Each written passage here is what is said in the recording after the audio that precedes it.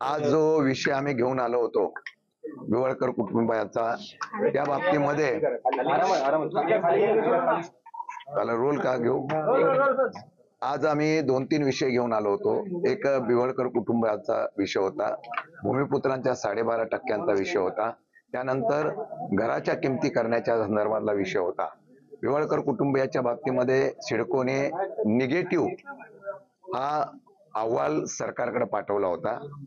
राज्य शासनाने त्या ठिकाणी काय लॉ अँड ज्युरिडिक्शनचं ओपिनियन घेऊन या निर्णयाला ओव्हररूल करून त्यांनी सांगितलं की याच्या संदर्भामध्ये तुम्ही कारवाई करावी.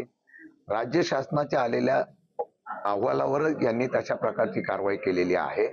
आणि आता आम्ही त्यांना सांगितलं की कायदेशीर कशा पद्धतीने चुका झालेल्या आहेत.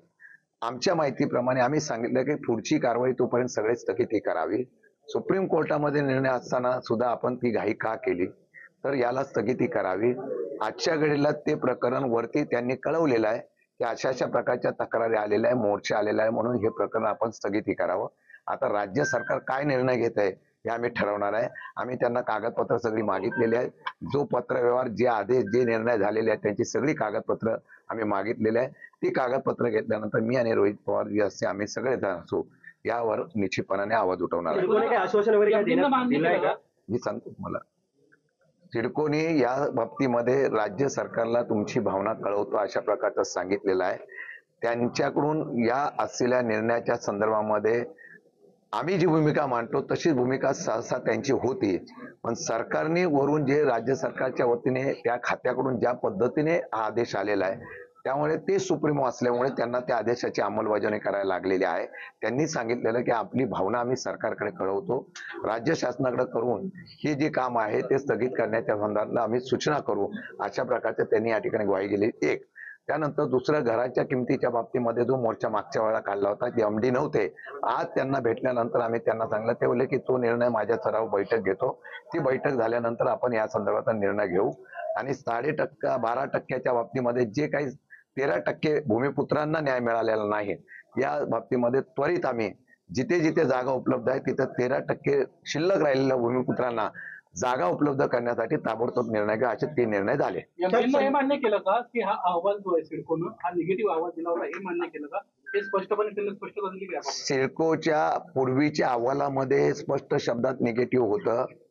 शासनाच्या वतीने त्या खात्याने लॉ अँड ज्युरिडिक्शनचं ओपिनियन घेतल्यानंतर जे बिवळकर कुटुंब 12.5% लाभार्थीमध्ये बसवलेलं आहे, त्यांनी पूर्वी लाभ घेतलेला आहे, पैसे घेतलेले आहेत, त्यामुळे ते लाभार्थी होतात अशा प्रकारचं ओपिनियन दिलं. राज्य सरकारच्या वतीने आलेल्या आदेशामुळे सिडकोला त्याची अंमलबजावणी करावी लागलेली आहे. आज त्यांनी सांगितलं की तुमच्या आलेल्या मोर्चामुळे आम्ही शासनाला सत्य परिस्थिती आणि सद्य परिस्थिती सर्व कळवलेली आहे, त्याच्यावर राज्य सरकारकडे आता त्याप्रमाणे आम्ही निर्णय पाठवलेला आहे. संजय शिरसाट यांच्या राजीनाम्यासाठी राष्ट्रवादी काँग्रेसकडून भविष्यामध्ये आंदोलन होणार आहे का? आताची सुरुवात झालेली आहे. आता ह्या बॉल परत गेलाय राज्य सरकारला.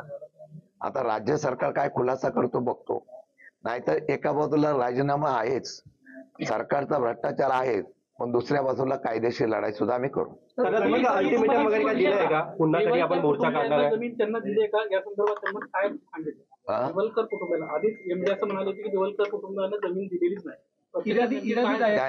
त्यांनी काही टक्क्याची जी जमीन होती, मला वाटतं किती 50 एकर जमीन जी आहे ती त्यांना दिलेली आहे, अशा प्रकारचा आदेश काढलेला आहे असं त्यांचं म्हणणं आहे. आणि त्याच्या व्यतिरिक्त इतर मागणी जी आहे त्याच्या बाबतीत सुप्रीम कोर्टामध्ये केस चालू आहे. तर 30 वर्ष देवलकर कुटुंबाला अपात्र ठरवलं होतं, मात्र संजय शिरसाटांना केवळ 25 दिवसात बसवून या ठिकाणी हा विषय त्यांनी मार्गी लावलेला आहे. कसं बघतं या विषयाकडे? संजय राऊत यांनी देखील टीका केली. माझ्या माहितीप्रमाणे रोहित पवारांनी आम्ही जी माहिती घेतलेली होती त्याच्यामध्ये आम्हाला असं कळलं होतं की पूर्ण बॉडी नसल्यामुळे आम्ही हा निर्णय घेऊ शकत नाही असं प्रशासकीय अधिकाऱ्यांनी सांगितल्यानंतर ताबडतोब त्या ठिकाणी त्यांची अध्यक्ष म्हणून नियुक्ती केली. 15 दिवसामध्ये पहिली फाईल कुठली झाली असेल तर ही झाली आहे. 50,000 कोटीच्या घोटाळ्यामध्ये 20,000 कोटींची तडजोड झाली.